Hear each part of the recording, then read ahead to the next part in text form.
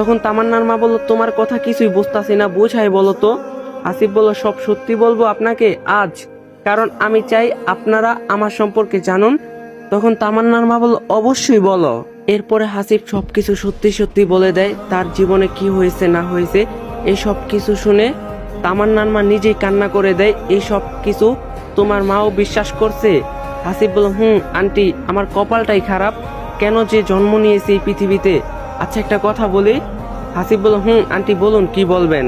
আমি চাই তুমি তামান্নার সাথে পড়াশোনা করো, তামান্নাও এবার ইন্টারে। হাসিব বলল, এটা হয় না আন্টি, মানুষ খারাপ ভাববে।